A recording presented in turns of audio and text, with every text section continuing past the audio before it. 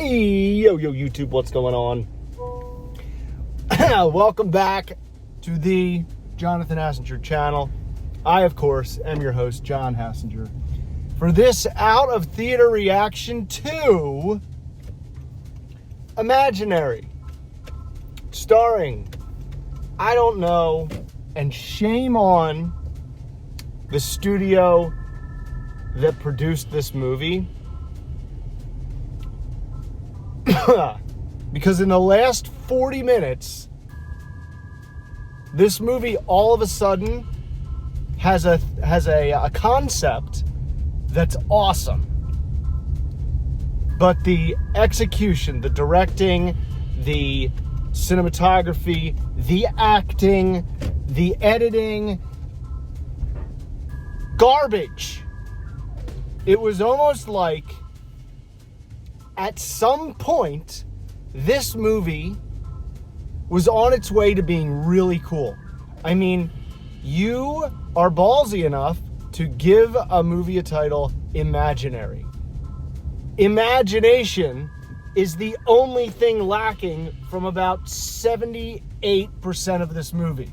So, all right, basically it's a bear named Chauncey that this little girl finds and kind of gives an imaginary friend personality to it.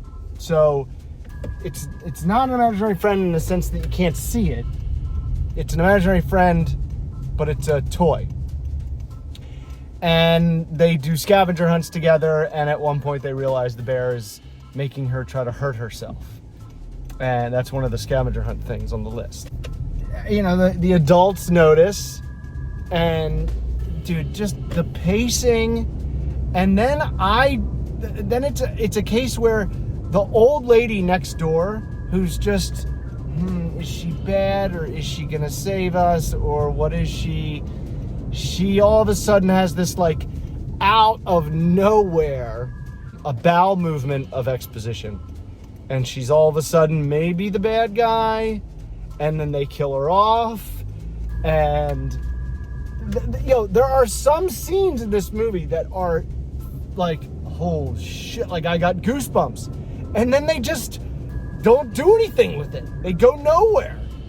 Like the girl, it seems like the girl is doing the voice for the bear, and they're talking back and forth, and the bear's being mean, and she's changing her voice. And then the girl turns her head to the doctor, and the bear is still talking, but the girl's mouth isn't moving.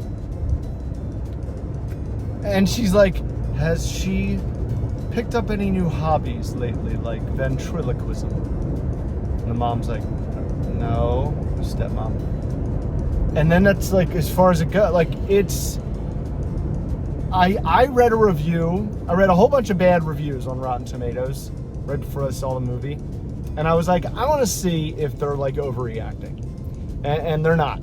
But one line I remember, it was like, it looked like there was a cool idea that a studio came in and just ruined.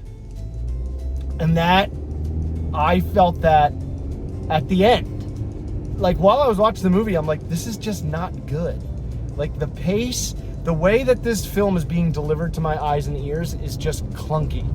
They're fundamentally bad. And then, all of a sudden, towards the end, it becomes interesting, but it's like, there should have been a better build-up to this part. It was just all of a sudden, oh, this is interesting, I'm going to watch that. I mean, I'm gonna stick around. Then, dude, there's 20 minutes left in the movie. The lights in the theater come on. They're like, come on, no one can really be enjoying this. Get out. 5 people in total walked out. A group of 2 women, one of whom went to the bathroom twice during the movie. The movie's an hour and 40 minutes. And then a group of 3 kids. They left, and one of them fell down the steps. And no one, like, said anything. No one laughed. No one said, are you okay? They just remained quiet, and they left. And then here we go. One of my biggest pet peeves. One of the main reasons I picked this movie, because I could have just gone to see Dune Part 2 again. But I was like, you know what? This will be empty. No one's going to see this movie. It's got like a 35 on Rotten Tomatoes. I'll have the theater to myself. a group of 3 kids come all the way to the back, and you know, I always sit top right corner. They come all the way to the back row, all the way 2 seats away from me.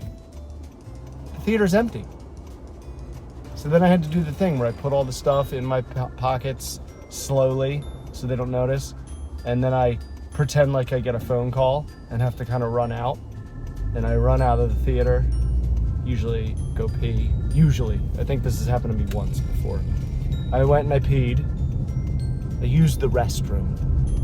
And then I come back and I sit, you know, in the handicap section. But luckily this movie, you know, was so bad. I watched a video on the history of the WWF on my phone. It's a good thing I brought my AirPods. Without a doubt, the worst movie I've seen in theaters in 20 years, probably more. I do not recommend it.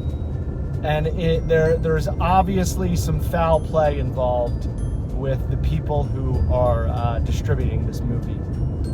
Or, I mean, who are producing this movie. Yeah. Ugh. I don't like to talk smack because making a movie is hard. But when you're done and then you watch it and you go, yeah, this is awesome. You're just, you know, you're biased, I think. And you want it to be good so bad that you just think it's good in your head. But it wasn't good. It could have been. There were some concepts, there were some, you know, premises, themes in there that they just went nowhere with. And instead they just gave us like this, maybe, you know, preteen audience will find this interesting, scary. Again, there was a good movie in there somewhere. If you're gonna go see it, tell me why. And if you didn't go see it, tell me, is it because, I mean, gosh, Chucky kind of set the bar so high on this, in this subgenre of horror, right? You just can't, it's all just gonna seem silly after Chucky, after Child's Play. Child's Play 2, I guess. Anyway, for daily trailer reactions, don't forget to like, don't forget to subscribe. I'll see you next week. I gotta go.